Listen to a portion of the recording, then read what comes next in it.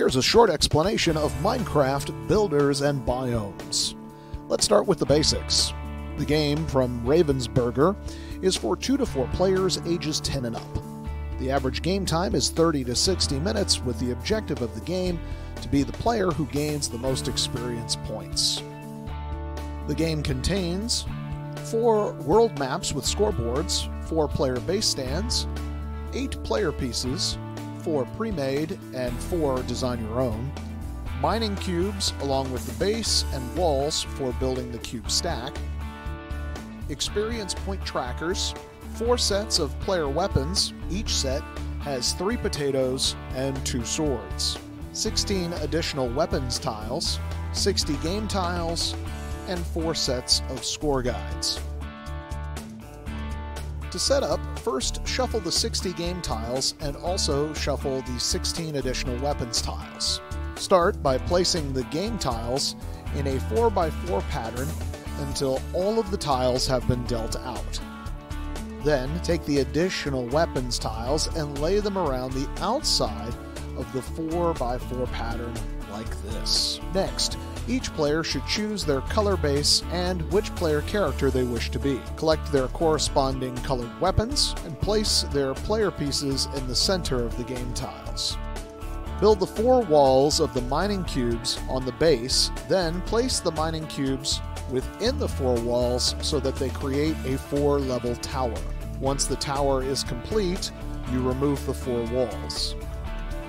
Each player should collect a world map and place their experience point tracker on the scoreboard. Whichever player has most recently discovered diamonds in the video game version of Minecraft will get to go first, then followed clockwise around the board.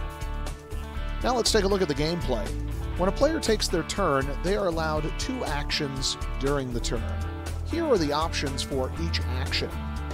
A player can move their piece up to 2 spaces in a single action. You can mine blocks from the tower. You can remove up to 2 blocks per action. You can choose to pick up one of the additional weapons. You can choose to build one of the structures from the game tiles, or you can choose to attack one of the mobs. Let's take a look at each of those options a little more closely.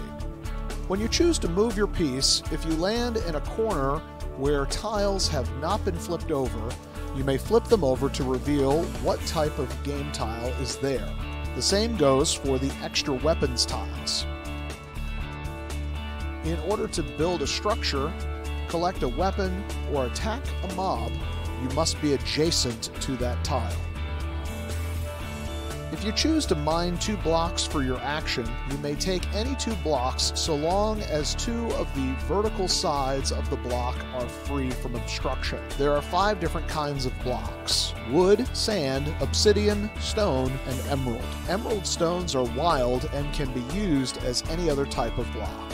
If you are adjacent to one of the extra weapons, you may choose to pick it up for one of your actions and add it to your weapons collection.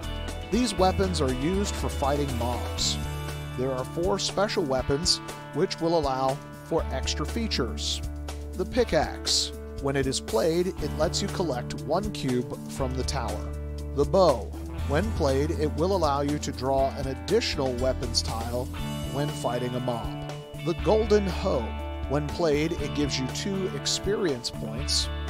And the TNT, which is the most powerful weapon, but if used, cannot be used again.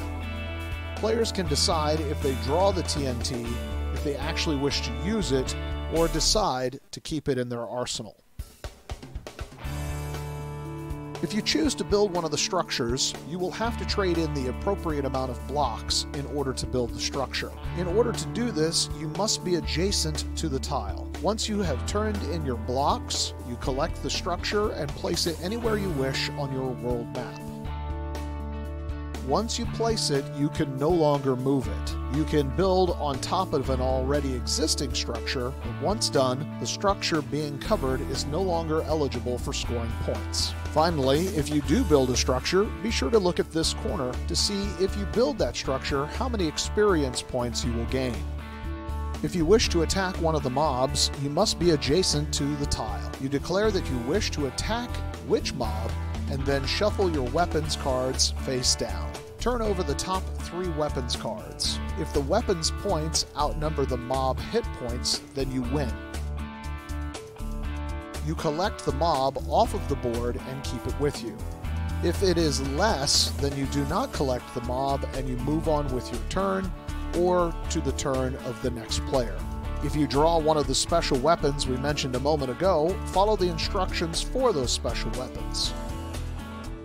Be sure to take a look at this corner of the mob tile to see how many experience points you will gain if you defeat the mob. If a mob has this symbol on it, it means that you can use it to have an additional action during a turn. When you use this feature, you discard the mob from your collection. Now we'll take a look at the rounds and scoring. Gameplay continues over 3 rounds. The length of each round is determined by when the final block of each level is removed from the tower. When a round ends, there is a scoring for that round. When the scoring for that round is complete, the game continues until the next level is removed. There is a scoring for that level, and then the game continues, and then once the 3rd level is completely removed from the tower, the final scoring happens, and the person who has the highest experience points score is the winner of the game. Now the first round is the Biome round, the second round is the Builder round, and the third round is the Feature round. At the end of the Biome round, players score their experience points based on one of the biomes on their world map. The player can choose one of the biomes that they wish to score. Each different type of biome is worth a different amount of points. The forest biome is worth 3 points for each on the board that are adjacent to each other, either vertically or horizontally. The desert biome is worth 4 points for each. The mountain biome is worth 5 points for each, and the frozen tundra is worth 6 points for each. At the end of the Builders round, players score based on what type of houses they have within their world. They can choose one type of house that they wish to score. You can see what houses are in each territory by looking here on the tile. In order to score, the tiles must be adjacent to each other, either horizontally or vertically. The biomes do not have to match, only the style of the house. The style of the houses are wood, which is worth 3 points per house, sand, which is worth 4 points per house, stone, which is worth 5 points per house, and obsidian, which is worth 6 points per house. At the end of the features round, players can score based on what type of features they have within their world. They can choose one type of feature that they wish to score. You can see what features are in each territory by looking here on the tile. In order to score, the tiles must be adjacent to each other, either horizontally or vertically. The biomes do not have to match, only the style of feature. The style of features are paintings, which are worth 3 points per painting, houses, which are worth 4 points per house, pig pens, which are 5 points per pen, or bridges, which are worth 6 points per bridge. At the end of the game, certain mobs that have been killed can provide extra experience points.